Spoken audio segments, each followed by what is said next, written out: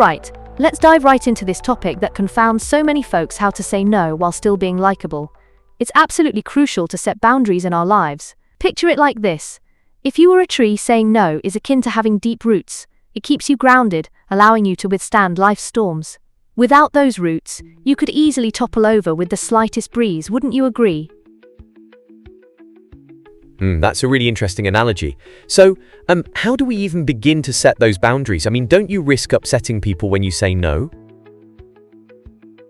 Absolutely, that's a valid concern. However, saying no effectively doesn't equate to being rude. It's all about presenting your limits with kindness. Imagine a situation where a friend asks for your help moving house on a Saturday. But you've already carved out that day for some well-deserved self-care. You could respond with, "I genuinely wish I could help, but I have other plans." This approach conveys respect for your time while preserving the friendship. Right, I can totally see how that works. But what if your friend doesn't take it well? What's the best way to handle that situation? Great follow-up. In instances where someone reacts negatively, it's crucial to maintain your composure. Let's say your friend sulks or tries to guilt-trip you. Empathy becomes your best ally here. You could follow up with something like, "I understand this is frustrating. I truly value our friendship, but I can't assist this time." It's all about reassuring them while standing firm. That's really insightful. Wow, I can think of friends in my life who'd say something like, "Oh, come on, just this once." Maybe they'd try to guilt-trip me. Or am I overthinking it? No, you're absolutely on point. Guilt-tripping is a common tactic, and it's often rooted in misunderstanding. Remember, the aim isn't to dodge conflict at all costs, but to communicate respectfully. You have every right to protect your time.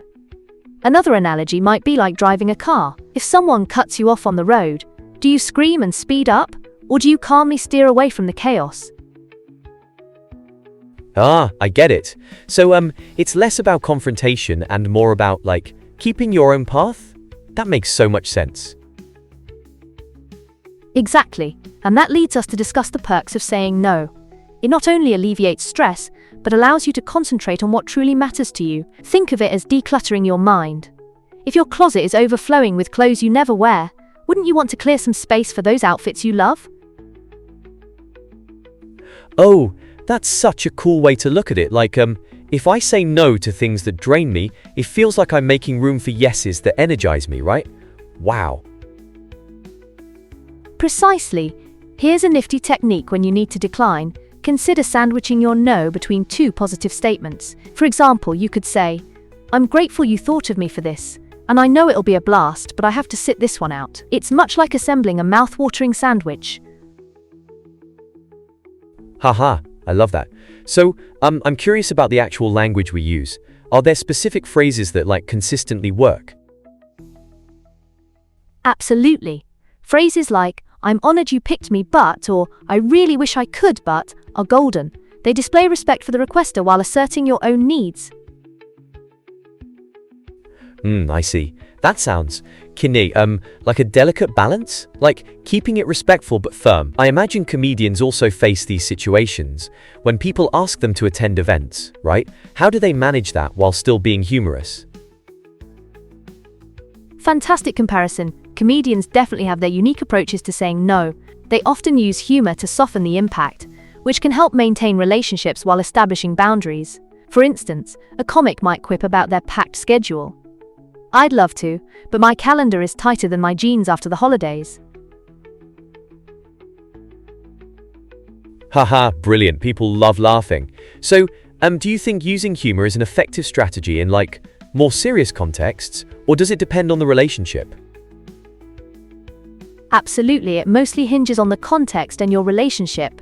In high-stakes discussions, being direct might serve you better. However, in more casual situations, integrating humor can alleviate tension. It's all about reading the room, which brings us to our personal framework for establishing boundaries. Oh, wait. So, I'm really curious. What do you mean by reading the room? Is it anticipating how the other person might react? Exactly. You're spot on. It's about tuning into the emotional environment. If someone appears anxious, for example, you may want to approach your no with greater empathy and gentleness.